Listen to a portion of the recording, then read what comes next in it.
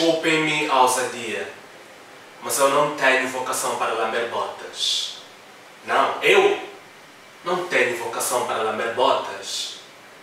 Posso, se assim vos convier e for da vossa ignóbil aspiração, ser ajudante de cozinha ou empregado de limpeza nos vossos empreendimentos de hotelaria e restauração. Levem-me ao Algarve, São Paulo, Namibe, Luanda, Dublin, Londres, Rio de Janeiro, Paris, ou seja lá qual for o cemitério que tiverem construído para mim.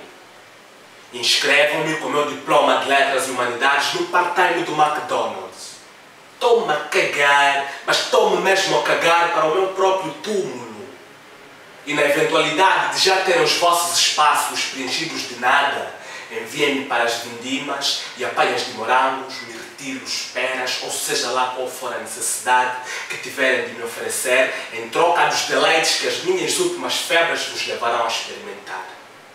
Um monangambe como eu, marginal, migrante, periférico, marginal. Um monangambe como eu, que até é engraçadinho, costuma fazer muito bem de babo das vossas cortesias.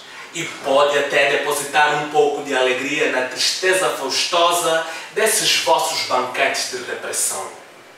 Um tipo como eu, que até nem conhece bem a música da submissão, pode fazer-vos parecer muito melhores nas noites desses vossos bares, onde só passam os ruídos da opressão.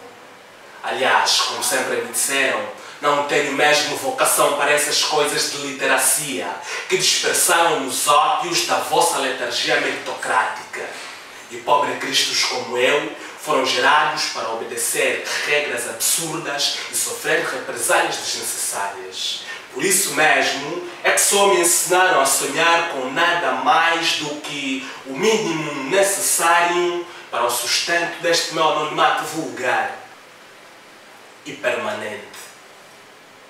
Façam de mim o que vos apetecer, mas, por favor, não me apaguem da minha própria história.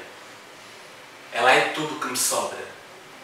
E se porventura quiserem participar da minha última obra, eu juro e prometo dedicar-vos algumas notas de rodapé, se é que isso poderá acrescer qualquer coisinha a este vosso humanitarismo claudicante.